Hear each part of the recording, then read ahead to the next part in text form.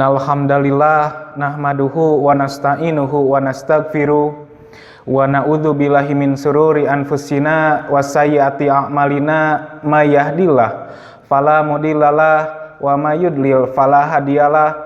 Asyhadu alla ilaha illallah wa asyhadu anna Muhammadan abduhu wa rasuluhu alladzi la nabiyya ba'dah, amma ba'd.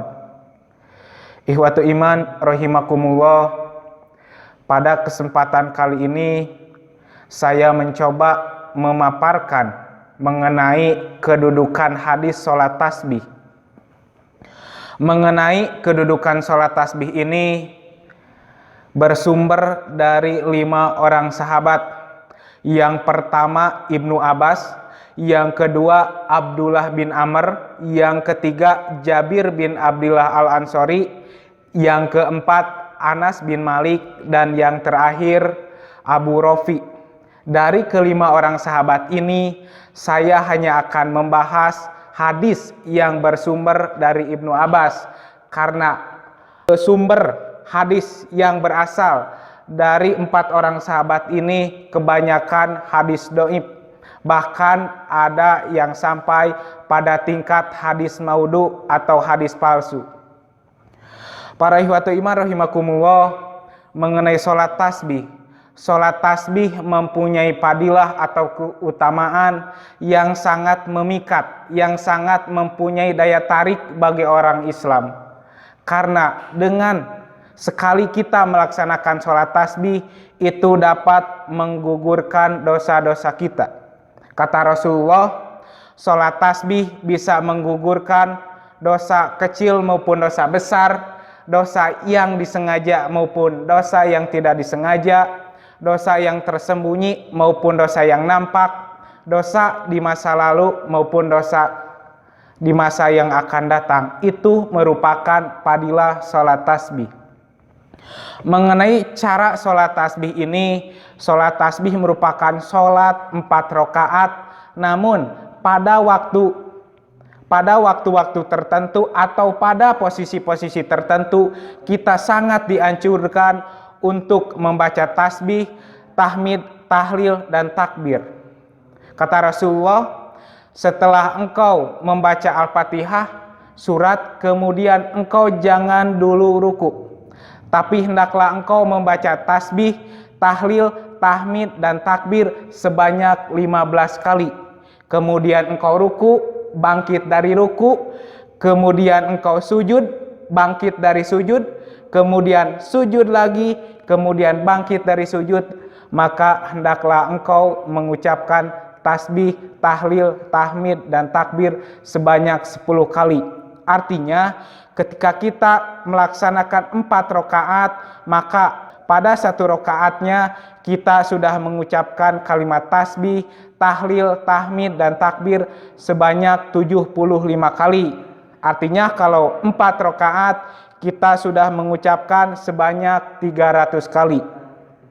Mengenai waktu pelaksanaan sholat tasbih, kata Rasulullah, hendaklah engkau melaksanakannya setiap hari. Dan jika engkau tidak bisa, hendaklah melakukan 1 minggu sekali. Dan apabila engkau tidak bisa, hendaklah melakukan 1 bulan sekali. Dan jika engkau masih juga tidak bisa, hendaklah engkau melakukan 1 tahun sekali.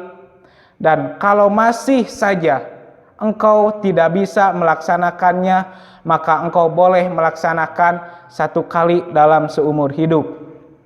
Itu merupakan fadilah cara sholat tasbih dan pelaksanaan waktunya. Dalam mukadimah saya sudah menjelaskan bahwa saya akan menerangkan hadis yang bersumber dari Ibnu Abbas. Ana Rasulullahi sallallahu alaihi wasallam li Abbas ibni Abdul Muttalibi, bahwasanya Rasulullah qala berkata li Abbas ibni Abdul Muttalibi kepada Abbas bin Abdul Muttalib, ya amma, hai pamanku, ala u'tika, maukah engkau saya beri, ala amnahuka, maukah engkau saya anugerahi, Allah ahbuka, maukah engkau saya hadiahi, Ala af'alu bika asro hisalin, maukah saya praktekkan 10 perkara? Idza anta fa'alta dzalika, apabila engkau melaksanakan 10 perkara tersebut, ghafarallahu laka dzanbaka, Allah akan menghapus dosa-dosamu.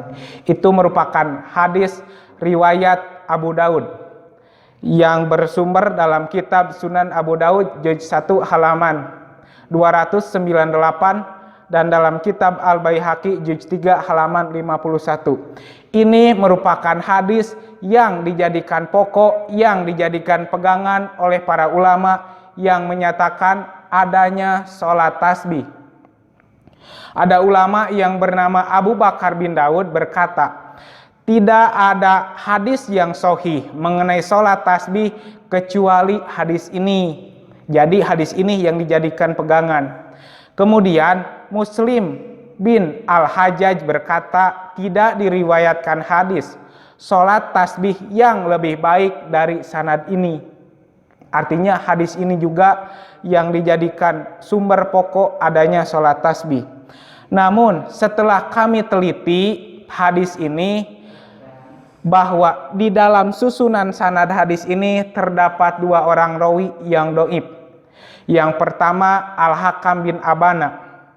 Mengenai rawi yang bernama Al-Hakam bin Abana, Ibnu Hibban berkomentar bahwa rawi tersebut kadang-kadang ia salah dalam meriwayatkan hadis. Kemudian Ibnu Huzaimah berkata, mengenai Al-Hakam bin Abana, ahli hadis mempersoalkan berhujjah dengan hadis yang diriwayatkan olehnya. Maka saya dapat berkesimpulan bahwa Al-Hakam bin Abana merupakan rawi yang dhaif. Kemudian rawi yang kedua yang bernama Musa bin Abdul Aziz. Ibnu Madini berkomentar mengenai Musa bin Abdul Aziz bahwa ia merupakan rawi yang dhaif. Sedangkan Abu Fadl As-Sulaimani berkata bahwa Abdul Aziz merupakan rawi yang munkarul hadis. Artinya Musa bin Abdul Aziz merupakan rawi yang dhaif juga. Maka kami dapat berkesimpulan hadis yang dijadikan pokok adanya sholat tasbih merupakan hadis yang dhaif. Untuk itu kita selaku umat Islam sudah mempunyai pokok pegangan dalam hal beribadah sesuai dengan kaidah al-aslu fil ibadati al-butlanu. Prinsip dasar pada ibadah al-butlanu, batal, tidak ada. Hatta yakuma dalilun alal amri, sehingga ada dalil yang memerintahkannya.